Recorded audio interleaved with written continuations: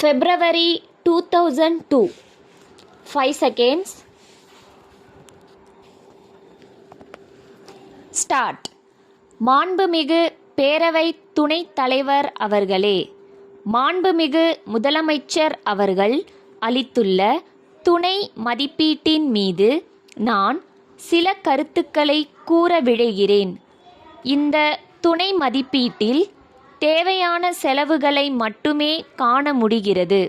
பொதுவாக ஏழை எளிய மக்களுடைய பிரச்சனைகளை கருத்தில் கொண்டு பால் விலையிலிருந்து இலவச மின்சாரம், நெசவாளர்களுக்கு, முதியோர்களுக்கு உதவித்தொகை, நலிந்திருக்கக்கூடிய கூட்டுறவு நூற்பாலைகளை சீரமைக்கின்ற பணிகள் போன்றவற்றிற்கு முன்னுரிமை கொடுத்து இந்த துணை மதிப்பீட்டில் நிதி ஒதுக்கீடு செய்யப்பட்டிருப்பது வரவேற்கத்தக்கதாகும்.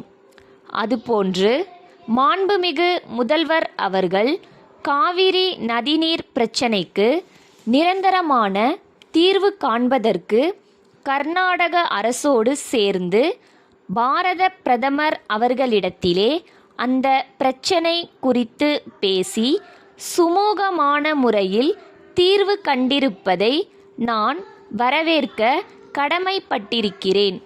அவர்களிடையே ஏற்பட்ட உடன்பாட்டினால் தஞ்சை மாவட்டத்தில் வேளாண்மை உற்பத்தி செய்யக்கூடிய விவசாயிகள் பலர் நாள்தோறும் செத்து கொண்டிருந்த நிலைமை மாறி அவர்களுடைய வாழ்க்கையில் ஒரு நம்பிக்கை ஏற்பட்டிருக்கிறது.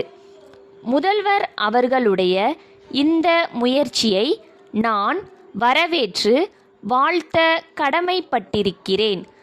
அடுத்தபடியாக நெசவாளர்கள் பிரச்சினைக்கு நீண்ட காலமாக தீர்வு காணப்படாமல் இருந்தது.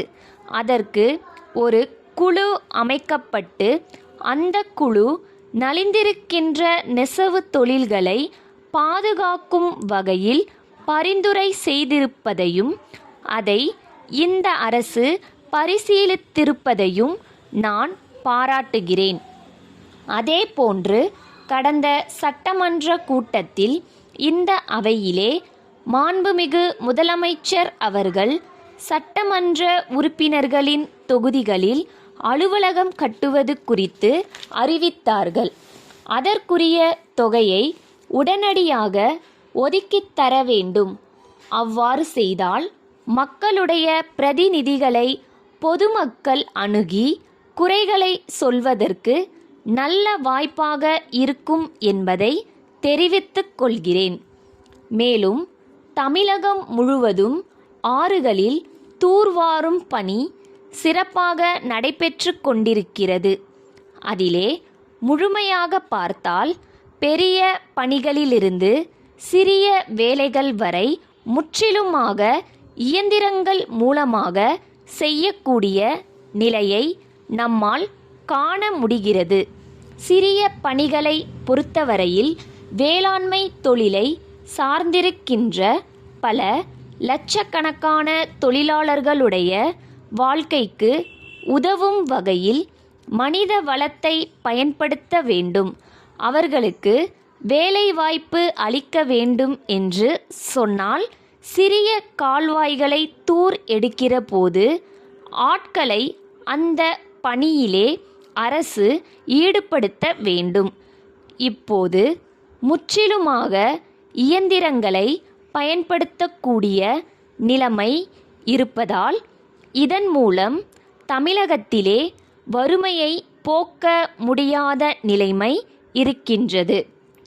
ஆகையினால் சிறிய கால்வாய்கள், குளங்கள், அருகலை தூர் எடுக்கிற போது மனித வளத்தை பயன்படுத்துவதுதான் சரியாக இருக்கும்.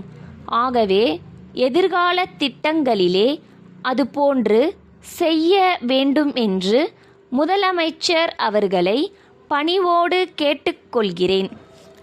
திண்டுக்கல்லில் உள்ள கதிரவன் மின்சாரப் பொருட்கள் விற்பனை நிலைய உரிமையாளர், கோயம்புத்தூரில் உள்ள வீனஸ் நீரேற்று மின்சார மோட்டார் நிறுவன மேலாளருக்கு எழுதும் கடிதம். அன்புடையீர். தாங்கள் அனுப்பி வைத்த அதிநவீன மின்சார மோட்டார்கள் அனைத்தும் விற்பனையாகிவிட்டன. மேலும் இவ்வகை மோட்டார்கள் அதிக அளவில் தேவைப்படுகின்றன. ஆகையால் உடனடியாக 20 மோட்டார்களை அனுப்புவதோடு தேவையான உதிரி பாகங்களையும் அனுப்புமாறு கேட்டுக்கொள்கிறேன்.